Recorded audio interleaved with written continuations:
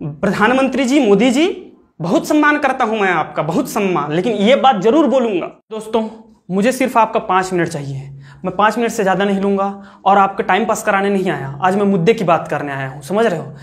कल परसों का यूनिवर्सिटी का आपका नोटिफिकेशन जारी हुआ है। ये परसों की बात नहीं, हर एक यूनिवर्सिटी की बात है और ये हर एक स्टूडेंट की बात है। कल परसों का नोटिफिकेशन जारी हुआ, आप भी पढ़े होंगे, मैं भी पढ़ा हूँ, समझ में आ रहा है। तो इसमें मैं ये बात नहीं करने आया कि आपको जमा कैसे करना है आंसर शीट, मैं ये बात करने नहीं आया हूँ कि आपको क्वेश्चन पेपर कैसे मिलेगा, मैं ये बात नहीं करने आया हूँ कि उसको हम कैसे पोस्ट ऑफिस के थ्रू भेजेंगे। मैं ये बात करने आया हूँ, क्या आपने एग्जाम फॉर्म भरा है, क्या आपने एग्जाम फॉर्म भरा है, और एग्जाम फॉर्म भरे होंगे तो आपने फीस भी जमा किया होगा। किस चीज़ का फीस दिया है? हम फीस देते हैं कि हमें जो है एग्जाम में आंसर शीट मिलेगा, हम फीस देते हैं कि हमें क्वेश्चन पेपर मिलेगा, हम फीस देते हैं ताकि वहाँ जो टीचर ड्यूटी लगता है उसको उसका ड्यूटी का पैसा मिले, हम फीस देते हैं ताकि उन टीचरों का ट्रेवलिंग का फीस मिले। तो फिर हमारा फीस का क्या हुआ? एवरेज स्टूडेंट चाहे वो बीए स्ट्रीम का हो, चाहे आपका बीएससी का हो, कोई भी हो, वो 1000 से लेकर के 2000 का आपका एग्जाम फीस दिया है। ये आप भी जानते हैं, ये आप भी जानते हैं। और सिर्फ पंडित रविशंकर यूनिवर्सिटी में 5 लाख स्टूडेंट है। अब 5 लाख का आप औसत 1500 मानेंगे एक स्टूडेंट का, तो मल्टीप्लाई कीजिए स्टूडेंट। यदि आपका मैथ्स कमजोर होगा तो मैं बताता हूं 75 करोड़ होता है, 75 करोड़। सुनो, और मजे की बात अब सुनते जाइएगा, यहां पे नहीं रुकता है, यहां पे नहीं रुकता है। उसके बाद आप क्या कर रहे हो, आपको अपना आंसर शीट लेना पड़ेगा। A4 साइज का कॉपी मैं खरीद के लाया हूं, अभी A4 साइज का कॉपी खरीद के लाया हूं। मुझे कितना पड़ा, 6 सब्जेक्ट है, मेरा 6 सब्जेक्ट बचा हुआ है, मुझे 200 रुपए पड़े हैं। और ऐसे ऐसे भी स्टूडेंट हैं, फर्स्ट ईयर वाले स्टूडेंट का भी 9-9, 10-10 पेपर बचे हुए हैं, मतलब उनको 300-400 रुपए पड़ेगा सिर्फ A4 जो है आपका कॉपी, समझ रहे हो। ये यहां नहीं, उसके बाद हम इसको जमा करने जाएंगे पोस्ट ऑफिस।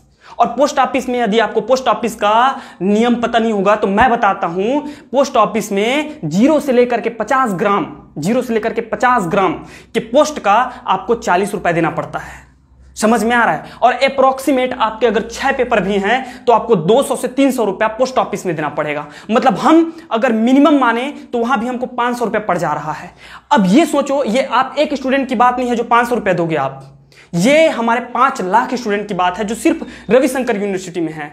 सिर्फ रविशंकर यूनिवर्सिटी की बात कर रहा हूं, 5 लाख स्टूडेंट है, तो उनका मल्टीप्लाई करेंगे आप 500 के साथ तो ये 25 करोड़ बनता है स्टूडेंट, 25 करोड़। और ये कोई मामूली रकम नहीं है। और हाँ, जो आपका स्थगित हुआ ना, आंसर शीट स्थगित हुआ है, वो एक्चुअल में आंसर शीट स्थगित नहीं हुआ है। आंसर शीट जो बट रहा था वो स्थगित नहीं हुआ है, वो एक योजना के तहत हुआ है। अब कैसे?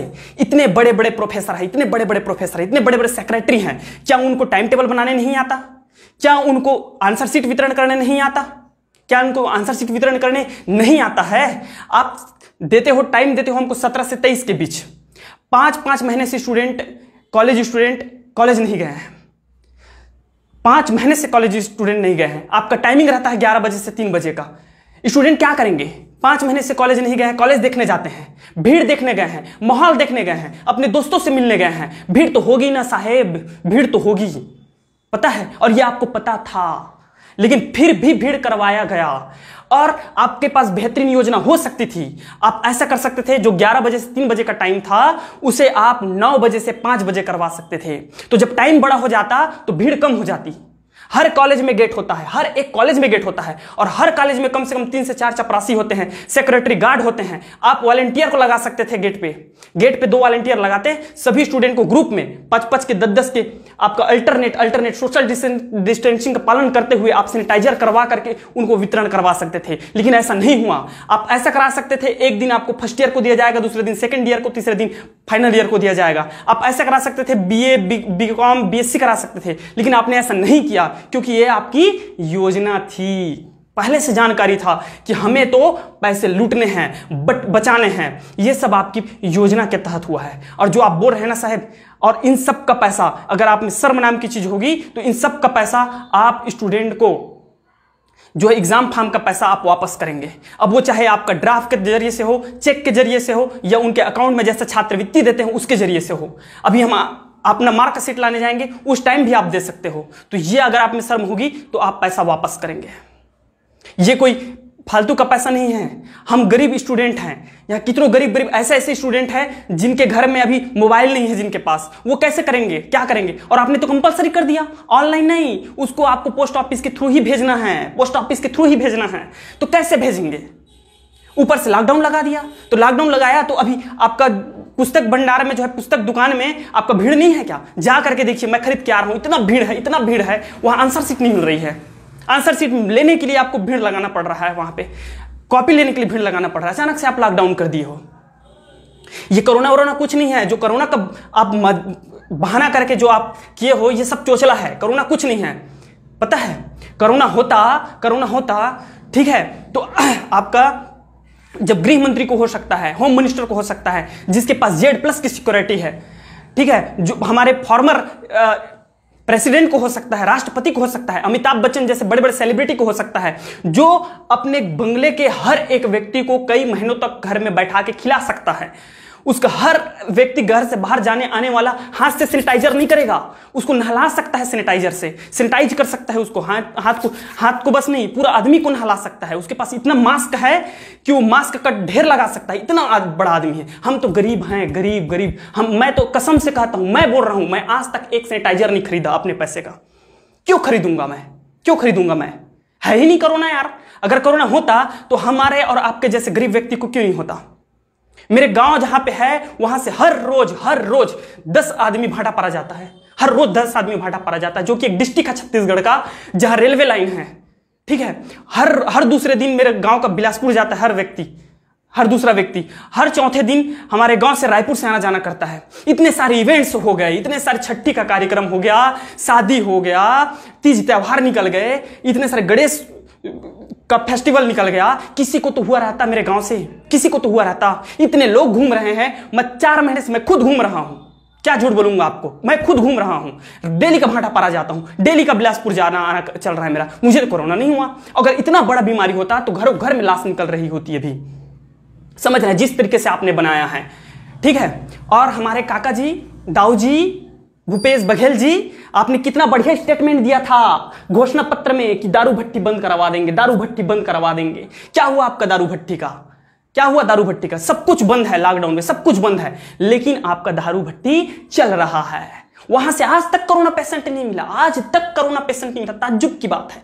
और आप जाके देखिए, सबसे ज्यादा भीड़ जहां पर है तो वो है दारू भट्टी, वहां से आज तक कोरोना पेशेंट नहीं मिला। क्यों?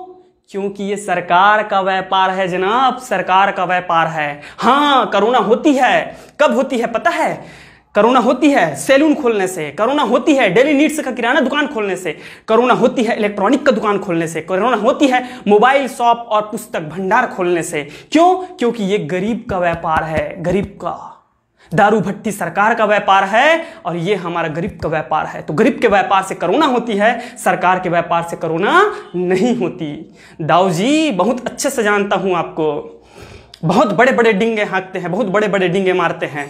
और केंद्र सरकार, हमारे आदरणीय प्रधानमंत्री जी, मोदी जी, बहुत सम्मान करता हूं मैं आपका, बहुत सम्मान। लेकिन ये बात जरूर बोलूंगा, आज तक इतनी बेरोजगारी नहीं आई, आज तक बेरोजगारी नहीं आई जितनी आपके कार्यकाल में बेरोजगारी आया है।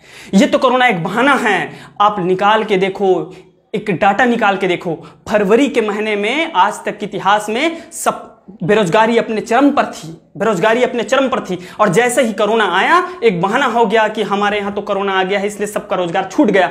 रोजगार छूटा नहीं है सर, रोजगार नहीं छूटा है।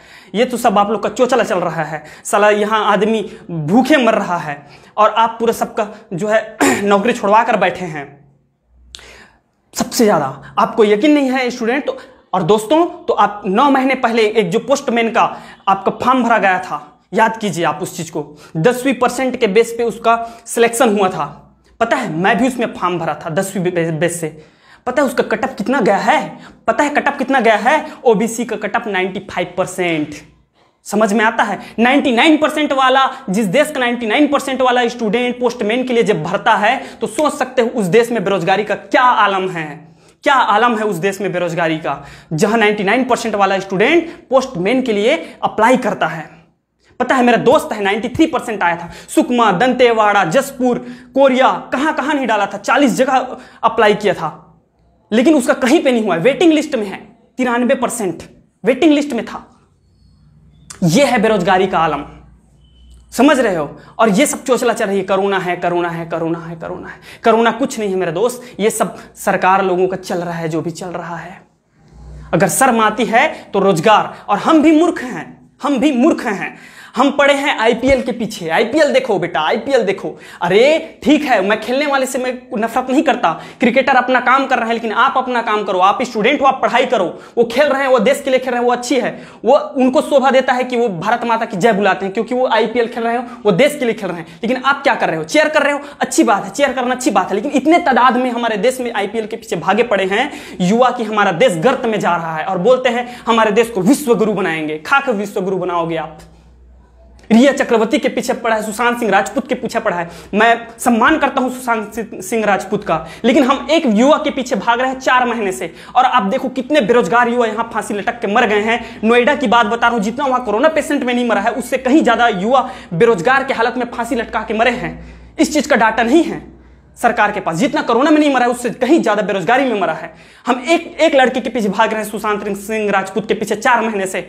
और आपके यहाँ हजारों हजार लाखों लाख युवा बेरोजगार होकर के सुसाइड किए हैं, उसके पीछे कोई नहीं देखता, ध्यान नहीं है किसी का। अगर आपको शर्म आती, मैं कोई नहीं कहूँ कि लाइक करो मोर वीडियो ला, काबर मैं दिल से बनाया हूँ। लाइक करे कोई जरूरत नहीं है, अगर पसंद आई तब लाइक करा, ताकि ज्यादा से ज्यादा झंडे जाए। और इतना शेयर कराओ, इतना शेयर कराओ कि भूपेश सरकार में मत पहुंचे। बिल्कुल नहीं, मतलब भूपेश सरकार सुनाना नहीं है यार, समझ गए। लेकिन हर वो स्टूडेंट तक पहुंचना चाहिए। अगर ये बात सही लगा तो हर वो स्टूडेंट तक पहुंचना चाहिए जो बेरोजगार है, हर वो स्टूडेंट तक पहुंचना चाहिए। देखकर आज कटत है आज, समझ मात है। जय भारत, जय छत्तीसगढ़, जय जोहार।